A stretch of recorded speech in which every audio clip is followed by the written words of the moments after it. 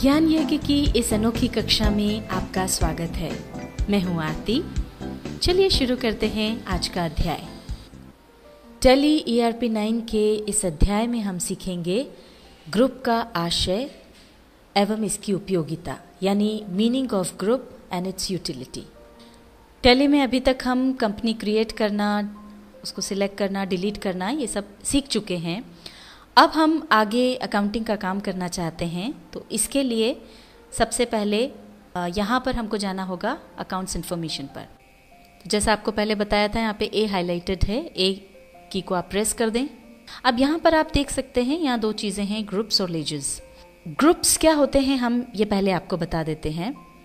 अब जब हमको अकाउंट्स बनाना है, तो जैसा कि आप जानते हैं कि जब आप कोई भी कंपनी खोलते हैं या जब आप बिजनेस करेंगे, तो जैसा कि हमने जनरल एंट्रीज में सीखा है, ढेर सारे अकाउंट्स होते हैं। कैश अकाउंट है, सेल्स अकाउंट है, परचेस अकाउंट है, रेंट अकाउंट है, वेजेस अकाउंट है, ऐसे सैकड़ों अकाउंट्स हैं।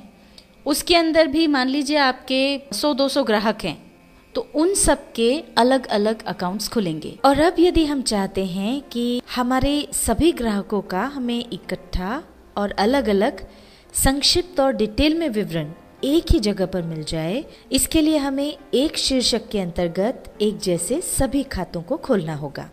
उदाहरण के लिए हम कोई बिजनेस कर रहे हैं और हमारे 4 अलग अलग बैंक्स में खाते हैं। स्टेट बैंक ऑफ इंडिया में हैं, HDFC में हैं या ICICI में हैं। इस तरह से 3-4 बैंक्स में हमारे खाते हैं।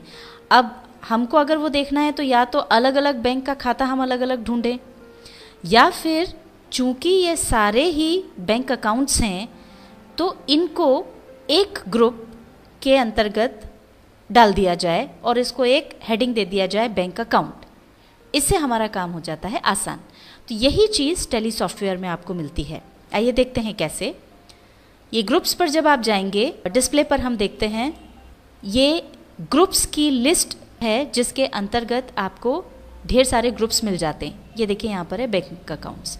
अब आपके जितने भी बैंक अकाउंट्स हैं वो इस ग्रुप हेडिंग के अंतर्गत आपको मिल जाएंगे। अब अगर आप एक साथ देखना चाहते हैं कि आपके सारे जो बैंक अकाउंट्स में हैं उसमें टोटल मिलाकर के कितना रुपया है, तो वो एक साथ आप देख सकते हैं। और अलग अलग बैंक अकाउंट के बारे में अगर आप जानना चाहते हैं, तो वो बैंक अकाउंट्स के अंतर्गत आप अपने अलग अलग बैंक के खातों में जाकर के भी देख सकते हैं। एक और उदाहरण हम लेते हैं। जैसे हमारे जो भी खर्चे हैं, इनडायरेक्ट एक्सपेंसेस जो हैं, उनके हमने अलग अलग अकाउंट्स बना के रखे हैं। जैसे रेंट अकाउंट अलग है, सैलरी अकाउंट है, कमीशन अकाउंट है, एडवर्टीजमेंट अकाउंट है।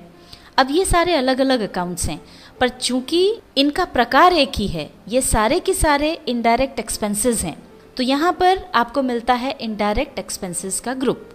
इन सारे अकाउंट्स को आप इस ग्रुप के अंतर्गत डाल सकते हैं, और जब भी आपको सारे इनडायरेक्ट एक्सपेंसेस से जुड़े हुए अकाउंट्स देखना हो, तो आप इस पर चले जाएं और टोटल आपका इनडायरेक्ट एक्सपेंस जो हुआ है वो भी आप देख सकते हैं। और अलग अलग रेंट अकाउंट के तहत कितना खर्चा हुआ है, सैलरी अकाउंट के तहत कितना खर्चा हुआ है, ये देखना चाहें तो इसके अंदर जाकर आप इंडिविजुअली भी उसे देख सकते हैं। इसी तरह से अगर आपके कई सारे ग्राहक हैं, जितने भी हमारे डिटेल्स हैं, उन सबके अकाउंट्स को इस ग्रुप के अंतर्गत रखा जा सकता है। तो जब भी आपको ऐसी ज़रूरत हो कि अगर आपको अपने सारे डिटेल्स की जानकारी चाहिए, तो वो आप सन्ड्री डेटर्स में जाकर के देख सकते हैं। और अगर उनके बारे में या किसी पर्टिकुलर डेटर के बारे में आपको जानकारी चाहिए, तो फर्दर उसके अंदर आप जाते जाएंगे तो आपको वो इन्फॉर्मेशन भी मिलती जाएगी। इस प्रकार से हमने ये समझा कि जो एक ही प्रकार के खाते हैं, उनको एक ही हेड या एक ही ग्रुप के अंतर्गत रखा गया है। और टैली में काम करते वक्त जब भी हम कोई खाता बनाएंगे, तो हमको इसमें से कौन से ग्रुप के अंदर वो खाता आता है, वो ग्रुप चुनना होगा। अब हम यहाँ से बाहर आ जाते हैं। बाहर आने के लिए कीबोर्ड पर एस्केप की दबाएं। टैली ERP 9 के इस अध्याय में हमने सीखा ग्रुप का आशय एवं इसकी उपयोगिता, यानी meaning of group and it's utility.